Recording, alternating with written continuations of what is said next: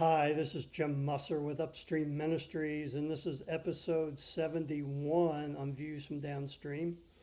And for the past few weeks, I've been talking about the worship service and how we can, I believe, create some different dynamics in the worship service to make them more effective. One of the things that research has shown for a number of years now is the American church is in decline. Attendance is in decline, commitment is in decline, and particularly among young people, which is where kind of my wheelhouse is, they're leaving the church after high school by the rate of 50 to 80%. And so if we're in decline like that, then we need to look at the causal factors. And I think one of them is the worship service.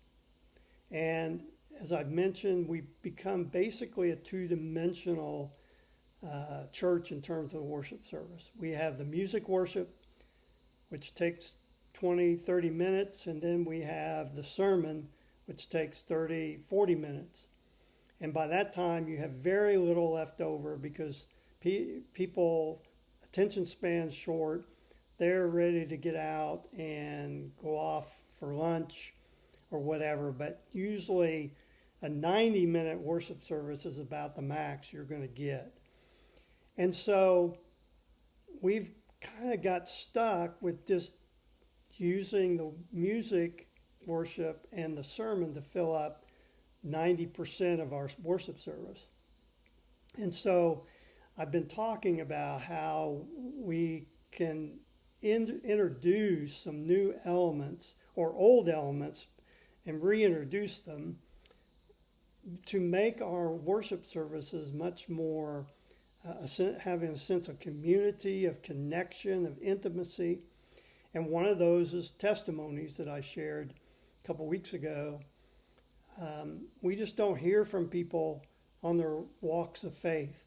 And that's one way that we can greatly encourage each other, is through hearing and telling our stories, not just how we became a believer, but what God is doing in our lives currently or in the last few months or last year. And then secondly is prayer. Corporate prayer has almost vanished from the local church worship service. We may have, in smaller churches, we may have somebody stand up and list off prayer requests, and then they lead in prayer. Or there is a brief prayer for the worship service and a general prayer for the needs of the congregation. But there's very little anymore of individuals within the worship service sharing their prayer requests and people praying for them.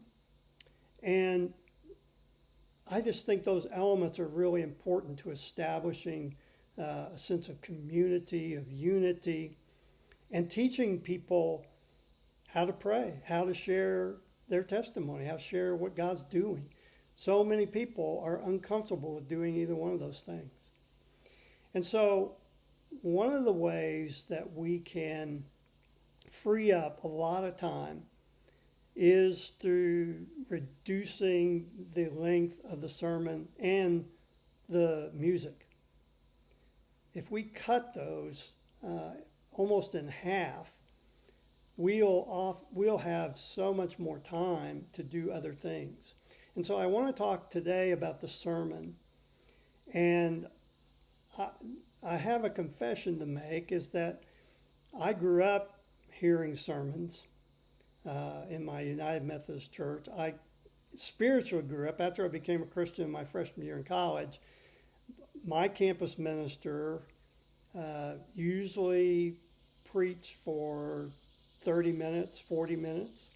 His was more of a teaching type of preaching, but it was preaching and it was that long. I went to seminary and was taught how to do a 3-point sermon, even though I was never very good at that. Particularly coming up with points that began with the same letter, that kind of thing. I just didn't like that very much and thought it was kind of gimmicky, and so I never really tried to do it very well. But we were taught how important preaching was, and so important, in fact, that several professors told us that for every minute you preach, you should spend an hour in study. So if you have a 30-minute sermon, that's 30 hours of preparation. If you have a 40-minute sermon, that's 40 hours. So it was viewed as a very central part of the sermon, or of the worship service. And I believe that the preaching, the sermon is important. But where did we come up with the idea of the length?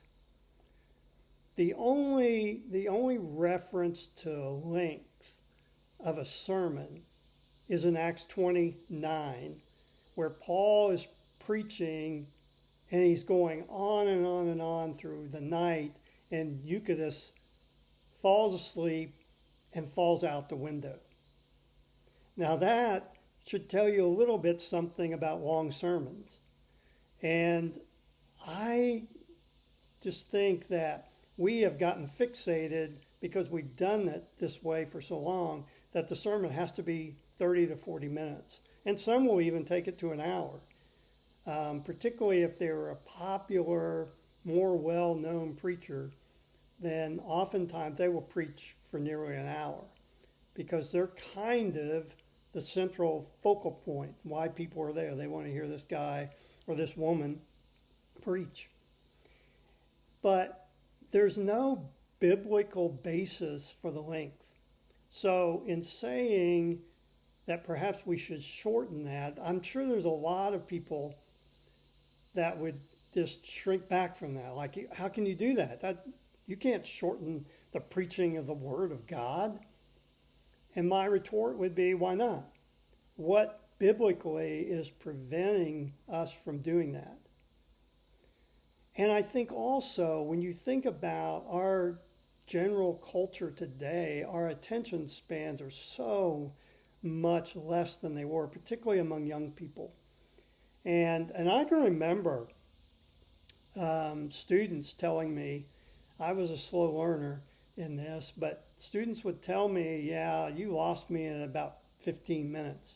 I was thinking about something else. And we were always meeting during the week, and so students had been in class all day, and they were coming, and it was, at one point we were meeting at 9 o'clock, so it was almost 10 o'clock before I was speaking, and they just couldn't concentrate long enough.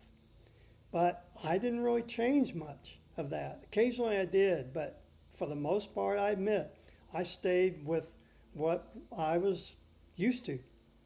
But I look back on that, and sitting through sermons for years now, I realize they lose me after 15 or 20 minutes.